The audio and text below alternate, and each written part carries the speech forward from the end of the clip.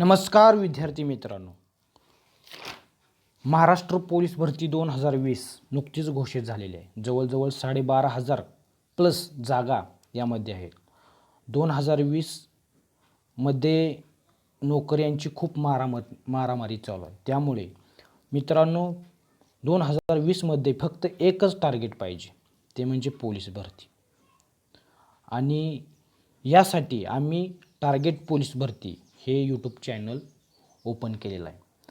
तर मित्रांनो, आता फिजिकलपेक्षा जास्त वेटेज लेखीला दिलेलं आहे. आणि लेखीमध्ये जर गणित परफेक्ट असेल तर तुम्ही जवळजवळ 80 ते 90% भरती झाला असे समजा. कारण बऱ्याच विद्यार्थ्यांचं कसं असतं की फिजिकल स्ट्रॉंग असतं आणि रिटर्न टेस्टमध्ये म्हणजे लेखी परीक्षेमध्ये मार्क कमी पडतात. आणि आता यावेळेस लेखी परीक्षेला म्हणजे रिटर्न टेस्टला खूप महत्त्व दिलेलं आहे. पहिल्यांदा लेखी परीक्षा आहे. तर जास्त वेळ न घालवता आज आपण पुणे ग्रामीण पोलीस भरती 2017 मध्ये जे गणिताचे प्रश्न विचारले होते त्याचे आपण सोल्युशन तुम्हाला सोडवून दाखवणार आहे. चला तर मग आपण प्रश्न पहिला चालू करूया. सतीशचे 15 वर्षापूर्वी वय 30 होते, तर तो किती वर्षांनी 60 वर्षाचा होईल? पर्याय क्रमांक 1 10, पर्याय क्रमांक 2 15, पर्याय क्रमांक 3 25, पर्याय क्रमांक 4 30. तर मित्रांनो, अगदी कमी वेळेत आपल्याला पेपर सॉल्व्ह करायचा असतो. तर इक्वेशन याचं कसं तयार करायचं तर ते मी तुम्हाला सांगणार आहोत. सतीशचं 15 वर्षांपूर्वी वय 30 होते, तर तो किती वर्षांचा 60 होईल?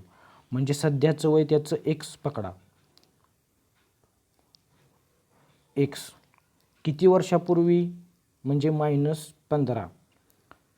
30 होते. 15 म्हणजे बघा, सध्याचं वय एक्स पकडलं आपण. 15 वर्षापूर्वी म्हणजे -15, वय किती होते? 30 होते. बरोबर 30. हे इक्वेशन तयार झालेलं आहे आपल्याला. मग आपण एक्सची जी किंमत काढणार आहे ती सध्याची किंमत त्याचं वय असणार आहे. मग एक्स बरोबर 30 अधिक 15 बरोबर 45. म्हणजे आता सध्याचं सतीशचं वय 45 आहे, तर तो किती वर्षांनी 60 वर्षांचा होईल? म्हणजे 45 मध्ये जर आपण 15 मिक्स केले तर बरोबर 60 होतील. म्हणजे 15 वर्षांनी सतीश 60 वर्षांचा होईल.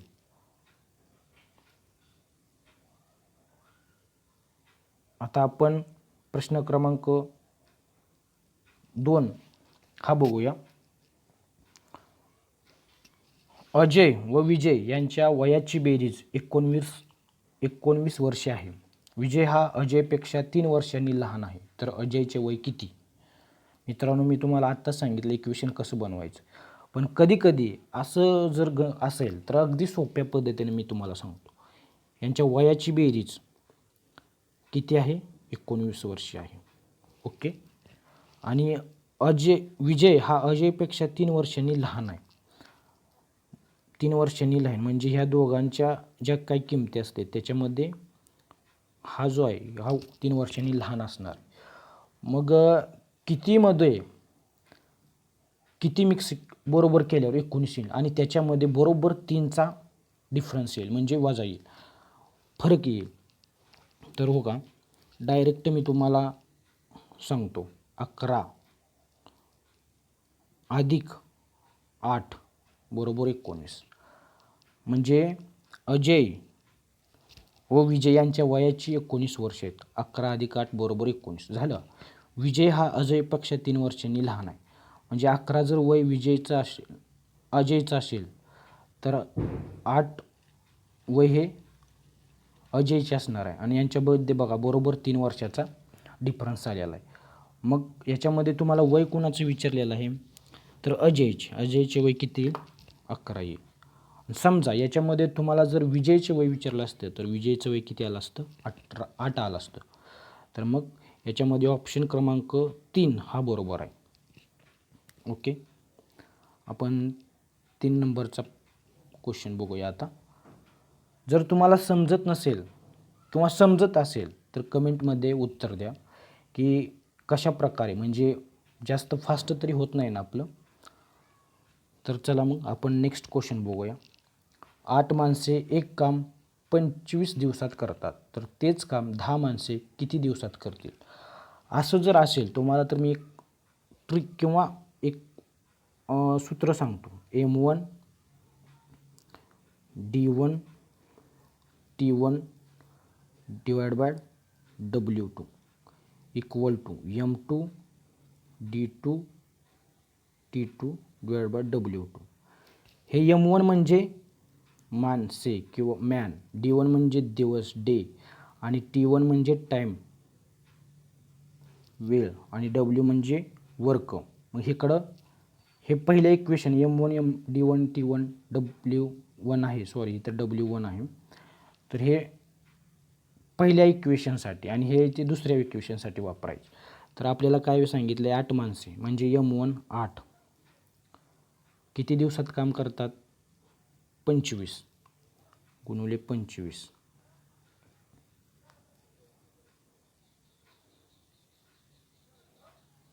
हे मी जरा एक मिनटं इक्वेशन, आता हे तुम्ही गणिताचं कधीही जर तुम्ही सॉल्व करण्यासाठी बसला असाल प्रश्न, तर नोटबुक जवळ घेऊन बसत जावा, कारण त्याच्यामध्ये तुम्हाला हे लिहायचं असतं. त्याशिवाय तुम्हाला समजणार नाही. नुसतं बघून गणित कधीही समजत नाही, त्यासाठी प्रॅक्टिस महत्त्वाची आहे.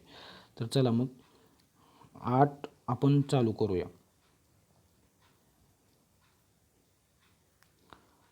M1 म्हणजे माणसे किती आहेत? 8 आहेत. किती डे? D1 25 गुणुले, त्यांनी W देऊन वर्क वगैरे काही दिलेलं नाही. तर दुसरीकडे काय दिलेलं आहे आपल्याला दुसऱ्या इक्वेशनमध्ये? 10 M2 10 दिलेला आहे इंटू किती दिवस काढायचे म्हणजे इथं D2 म्हणजे दिवस येणार. मग बघा 8 गुणिले 25 बरोबर 200, आणि इकडं हे जे 10 आहे ते गुणाकारात आहे, ते इकडं आल्यावर का भागाकारात होणार. इथे D2 म्हणजे हे दिवस राहिले. तर 200 भागिले 10 बरोबर 20, म्हणजे याचं उत्तर काय येतं? तिसरा ऑप्शन 20 बरोबर. आता आपण चौथा प्रश्न घेऊ. सॉरी बघा, हे अशा प्रकारचे पण आपल्याला प्रश्न विचारतात. तर अंकिताचे घड्याळ प्रत्येक तासाला 2 मिनिटे पुढे जाते. आज तिने सकाळी 7 वाजता घड्याळ बरोबर लावले, तर त्याच दिवशी सकाळी 11 वाजता तिच्या घड्याळात किती वाजले असतील?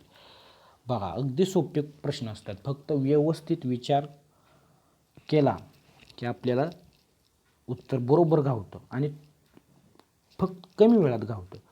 तर बघा, पहिल्यांदा आपण प्रत्येक तासाला 2 मिनिटे पुढे जाते, म्हणजे तासाला 2 मिनटं पुढे जातं. आज सकाळी 7 वाजता घड्याळ बरोबर लावलेला आहे, तर 11 वाजता सकाळीच किती वाजले असतील? म्हणजे 7 ते 11 याच्यामध्ये जवळजवळ 4 तासाचा डिफरन्स आहे. आणि इथं सांगितलं आहे की प्रत्येक तासाला 2 मिनिटे पुढे जाते. मग 4 तासांनी किती पुढे जाईल? 4 गुणिले 2 8, म्हणजे 11 वाजता तिच्या घड्याळात किती वाजतील? 11 वाजून 8 मिनटं. हे उत्तर बरोबर आहे, म्हणजे ऑप्शन क्रमांक 1. अगदी सोपं असतं हे. फक्त आपल्याला ना एकदा समजलं मेथड की खूप सोपं जातं. आता आपण नेक्स्ट क्वेश्चन बघूया. 4 तास 4 मिनिटे 4 सेकंद इक्वल टू किती सेकंद? तर 4 तास याचं सेकंदातमध्ये रूपांतर करण्यासाठी आपल्याला 3600 मध्ये रूपांतर करावं लागेल, म्हणजे याचं सेकंद बनेल. 3600 कसं काय?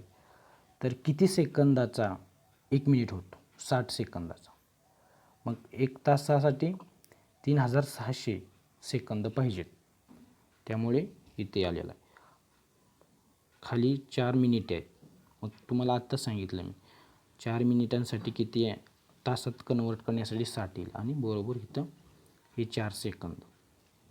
तर हे बघा, तर 4 गुणिले 3600 किती येतं? 4 6 12 24 24. चला 4 एके 4, 4 2 8, 4 त्रिक 12 आणि 1 14. आणि इथे खाली बघा 4 एके 4, 4 2 8, 4 त्रिक 12, 4 चौक 16, 4 25, 4 सक्क 24 आणि 4. याचं बरोबर ह्या सगळ्यांची बेरीज करायची म्हणजे ते आपलं सेकंदामध्ये येणार आहे. 14,644 हे उत्तर अगदी आपलं बरोबर येतं. ऑप्शन क्रमांक 4. आता हे तर बघा अगदी सोपं आहे. मला वाटतं एवढा सोपा क्वेश्चन हाच असेल यामध्ये. 6 वाजता घड्याळाचा तास काटा व मिनिट काटा यात किती अंशाचा कोन असेल. आता यामध्ये मी तुम्हाला 2-3 दुसऱ्या पण ट्रिक सांगतो कसं ओळखायचं. अशा प्रकारे जर प्रश्न आला असेल तर डायरेक्ट आपण घड्याळ काढून घ्यायचं. इथं 12, इथे 6, इथं 3, इथे 9. तर इथं सांगितलं की ते 6 वाजता म्हणजे हा 6 वाजता. तर याच्यामध्ये किती अंशाचा हा जो सरळ आहे हा 180चा कोन असतो. समजा त्यांनी जर विचारलं असतं आपल्याला 3 वाजता किती अंशाचा कोन असेल तर याच्यामध्ये हा 90 अंशाचा कोन तयार होतो. समजा आपल्याला इथे त्यांनी विचारलं असतं 2 वाजता तर हे 45चा होतो इथे. हे अशा प्रकारे अगदी सोपं आहे. फक्त समजून घ्या. चला नेक्स्ट क्वेश्चन बघू. याचं उत्तर काय येतं तर 180 डिग्री येतं. चला नेक्स्ट क्वेश्चन बघूया. ए प्लस बी, ए अधिक बी बरोबर 8, ए वजा बी बरोबर 4. तर ए हे जे आहे ना ए असं आहे बघा. एचा वर्ग वजा बीचा वर्ग किती. तर याचं एचा वर्ग वजा बीचा वर्ग याचं तुम्हाला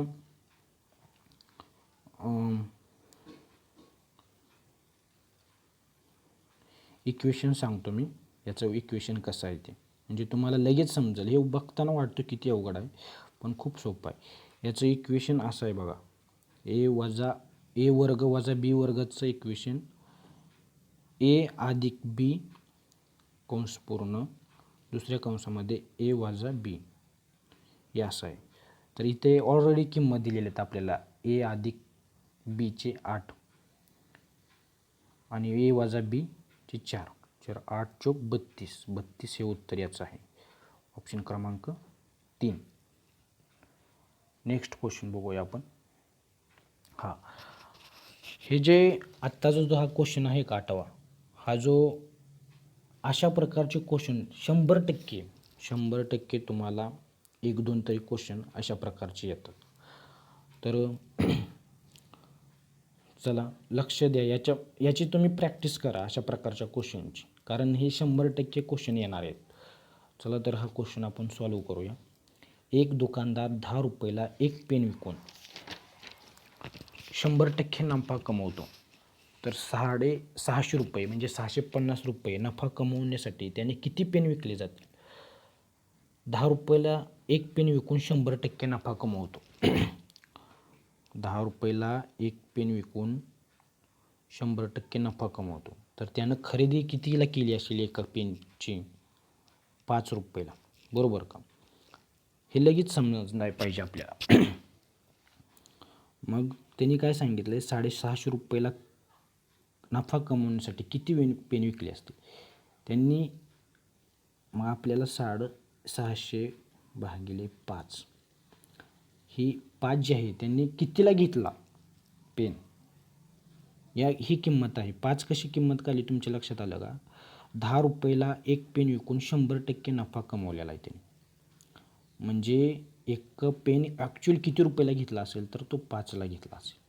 मग त्यांनी सांगितलं काय 550 रुपये नफा कमवण्यासाठी त्याने किती पेन विकले जातील. तर 650 भागिले 5 काढा. जे काय पेन येतील ना ते त्याची किंमत आहे. तर 130 हे उत्तर बरोबर आहे.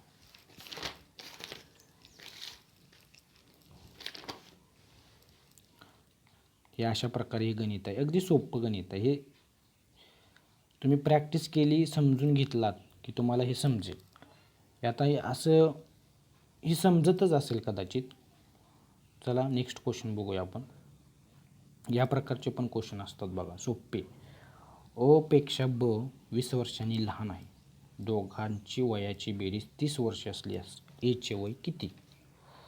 मी तुम्हाला आत्ता पण सांगितलेलं की अशा प्रकारचं असेल तर मागाशी एक क्वेश्चन गेला असाच, तर कसं आपण सॉल्व करायचं. तर बघा, अ पेक्षा ब 20 वर्षांनी लहान आहे. दोघांच्या वयाची बेरीज 30 वर्षे. 30. तर अचे वय किती? दोघांच्या वयाची बेरीज 30 आहे आणि 20 वर्षांनी लहान आहे. तर अचे वय किती? मग यासाठी इक्वेशन कसं बघणार बघा. 25 अधिक 5 याच्या बघा इथे 20 आलं. 25 अधिक 20 बरोबर 30.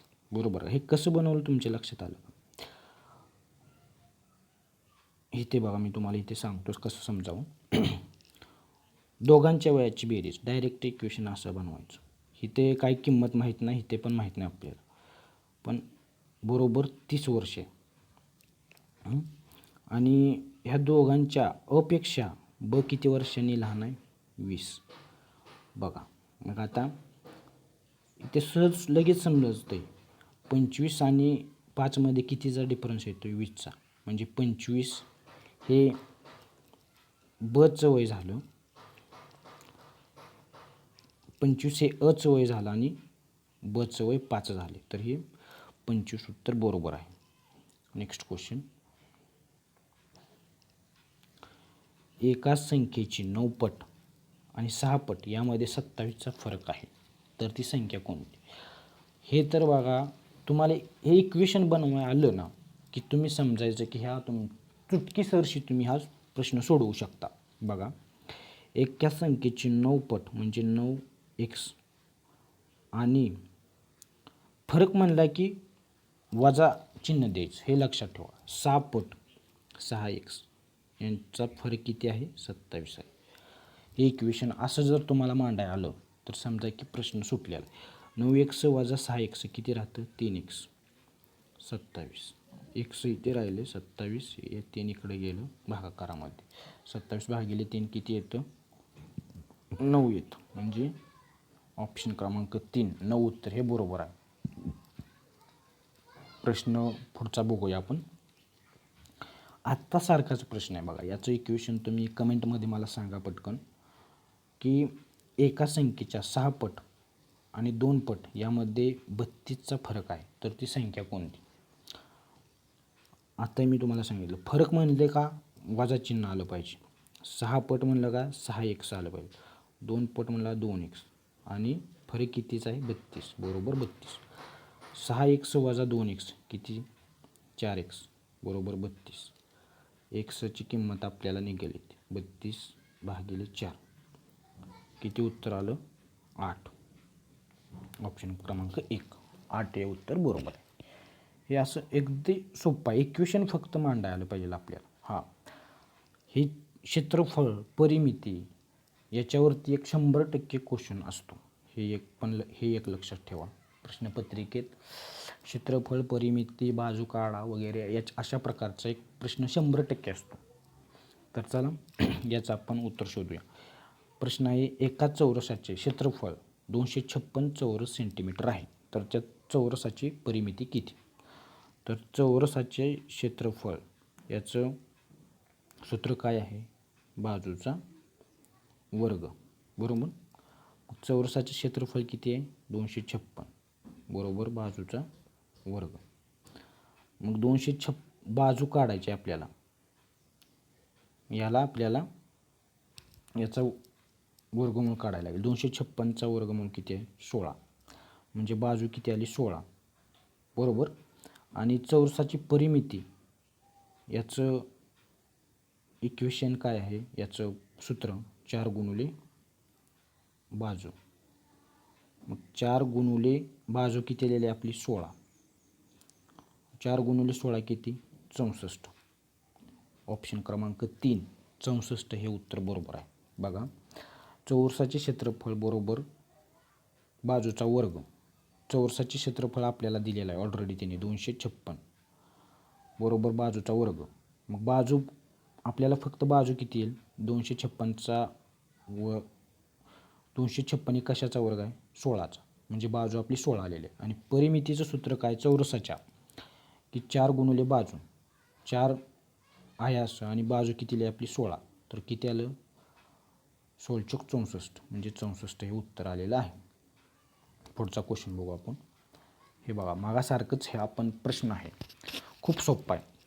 तुम्हाला मी सांगितलं ना ज्याला इक्वेशन बनवा येतं त्याला हा प्रश्न एका मिनिटाच्या आत सेकंदामध्ये हा सोडवू शकतो. एका संख्येच्या दुसरीच्या एक संख्या दुसरीच्या तिप्पट असून दोन्ही संख्यांची बेरीज 100 आहे तर दुसरी संख्या कोणती. एक संख्या दुसरीच्या तिप्पट आहे बघा, म्हणजे एक पहिली संख्या आहे ती आपण x पकडूया आणि दुसरी आहे ती तिप्पट आहे म्हणजे 3x बरोबर.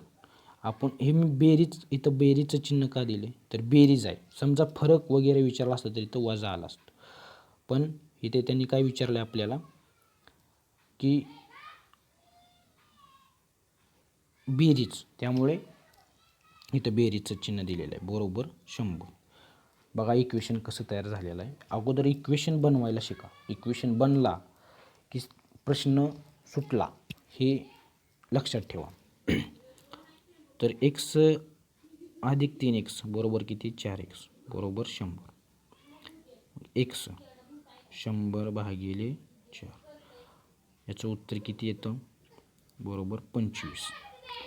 ऑप्शन क्रमांक 3 25 बरोबर आहे. आपण नेक्स्ट क्वेश्चन बघूया. 14वा प्रश्न आहे बघा. रामचे वय हरीच्या वयाच्या 4 पट आहे. दोघांच्या वयाची बेरीज 50 असल्यास त्यांच्या वयातील अंतर किती. याच्याबद्दल एक मी तुम्हाला सांगतो.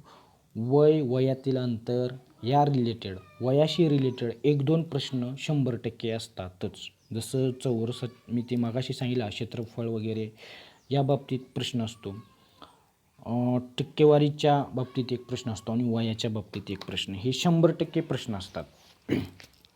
तर चला प्रश्न सोडवूया आपण. प्रश्न अगदी व्यवस्थित वाचायचा, समजला पाहिजे आपल्याला, वाचतानाच आपल्या इक्वेशन डोक्यात तयार झालं पाहिजे.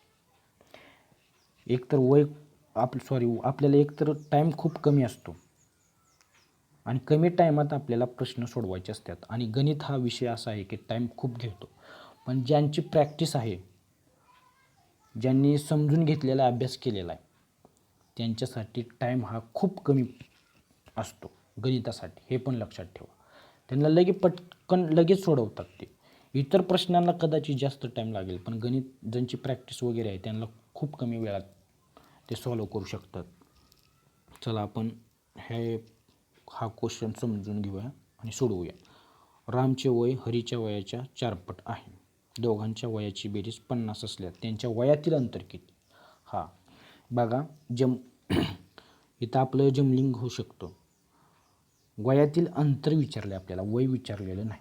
तर बघा इक्वेशन कसं तयार करा. रामचे वय हरीच्या वयाच्या 4 पट आहे म्हणजे हरीचे वय x आणि याचं वय किती झालं मग 4x, 4 पट आहे बरोबर. आणि वयाची बेरीज हे अधिक इथं मी लिहिलेलं आहे ते बरोबर 50.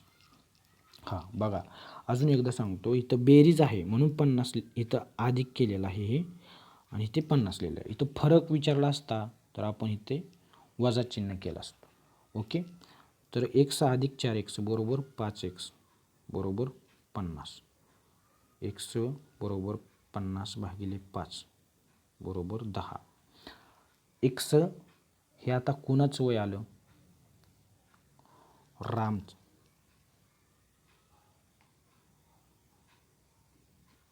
x हे हरीचं वय आलं म्हणजे 10 अधिक रामचे वय किती आले 4x 4 गुणुले 10 करा म्हणजे 40 बरोबर 50. हो का, इक्वेशन ऑटोमॅटिक तयार झालं बरोबर आहे का. 40 अधिक 50 बरोबर 50. 10 अधिक 40 बरोबर 50.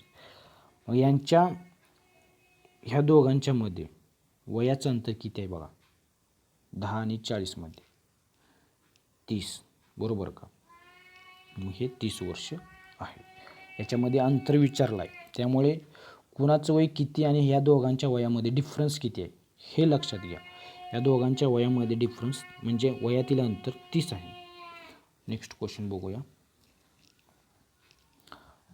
हा पण बघा, वाचला की वाटतो किती अवघड आहे प्रश्न, पण खूप सोपा आहे, खूप म्हणजे खूप. बघा कसं, एका पेटीत 175 फुले व 100 फळे आहेत, तर त्या फुलांचे व फळांचे प्रमाण काय असेल. प्रमाण म्हणले की 2 डॉट लक्षात ठेवा. मग इथे त्यांचं फुलांचं किती दिलेलं आहे, किती आहेत एका पेटीत 175 आणि फळे किती आहेत 100.